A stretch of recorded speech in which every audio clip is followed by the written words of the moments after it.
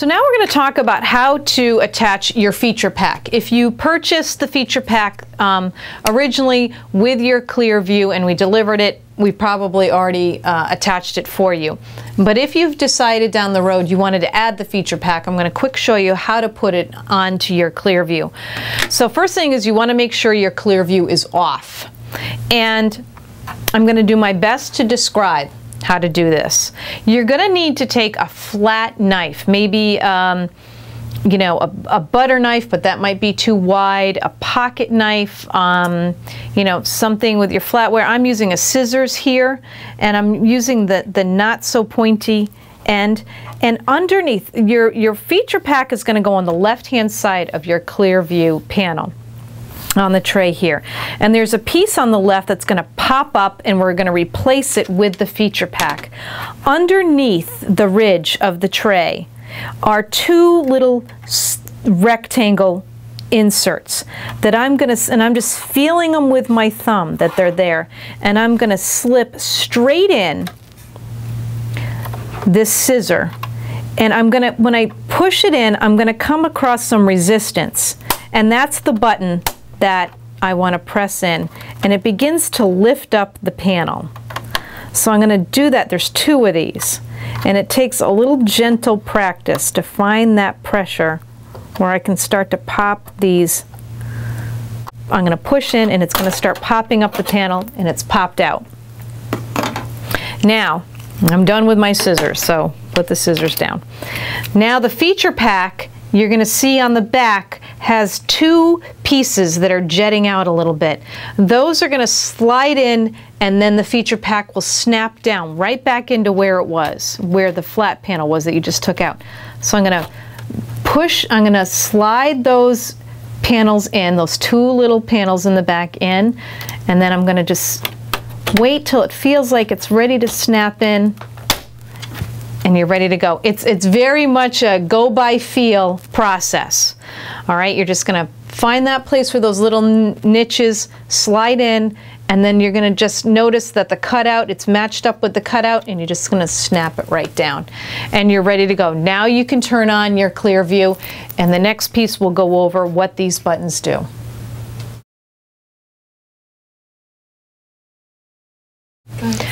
Okay, so now we've just reviewed putting in the feature pack, so I'm going to go ahead and turn my ClearView on, and we'll go over what these buttons do. I'm going to start by, I'm going to put a magazine underneath here. Oops. While we're waiting for it to warm up. So I've got it in color mode. This is the great thing, especially with magazines, you're shopping with catalogs, you know, you can zoom in and see that there's a pattern on this jacket. You know, I'm visually impaired, and if I was looking at the magazine, I wouldn't, these would all look solid to me, these suit jackets. So that's what's great about these video magnifiers, is you can really zoom in and see, oh yes, that's a, you know, a vest, and then we've got a pattern over here. So anyway, our feature pack is gonna, the first thing is it's made up of a series of buttons. The first two are dials that are closest to me towards the front. Behind those dials are two more buttons we'll talk about, and then all the way to the top left is a square button.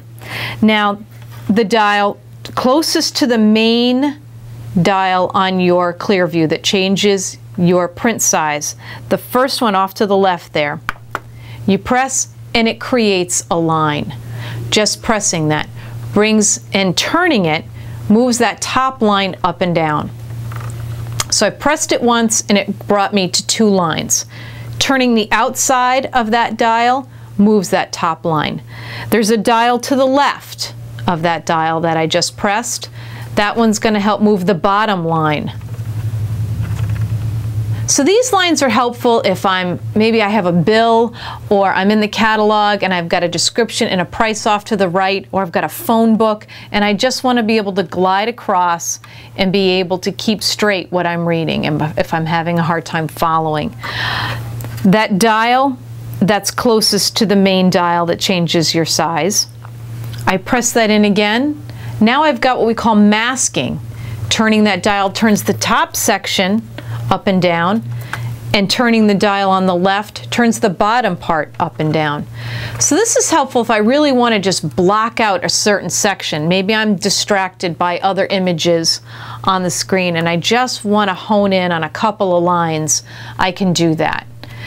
Now, right now we're doing this horizontally. I can do it vertically as well by pressing the round button between the two dials going up towards the tray. There's a round button between them up a little bit that's now going to turn it. So now I've got my masking going vertically as well. And again, if I press down that button, it's going to give me my lines, then my masking. So pressing down that first dial changes me, rotates me through my options. Line, masking, back to nothing. Line. Turning the outside of the two dials moves the lines in and out. And in between those two dials up above, there's a round button that changes it from horizontal to vertical. So that's how you're going to move your lines, your masking, by using the dials, and then the round button above the two dials to toggle you through. Okay? Now, all the way to the left, there's a square that is in the back of this panel, and that one is going to change us from grayscale back to color. All right. Grayscale just dulls down the back so you don't have as bright a contrast. And back. Then what I'm going to do is if I go into high contrast, that sharp black on white or white on black, if I start pressing that square all the way to the left, I can get to other color contrasts. And I can rotate through. And the way I may want to get to having a black background with this color is just by pressing the main dial again.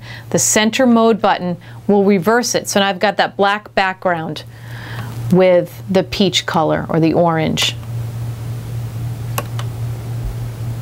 Purple.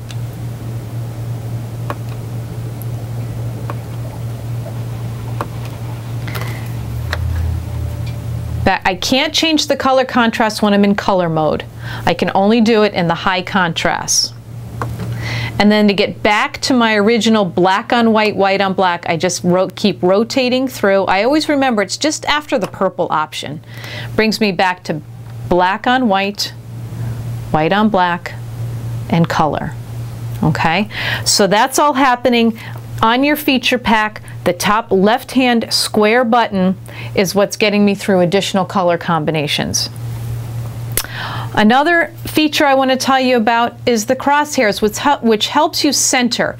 Maybe I want to make sure if I'm using a lot of magnification, I'm going to really zoom it up there, and I want it to focus on a particular, I want it to center on a particular item.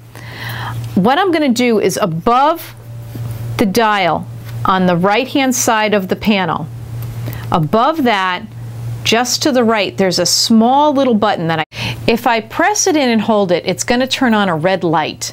And that just shows me the center of the screen, where the center of the screen is, so I can do some lining up. So I'm going to hold it.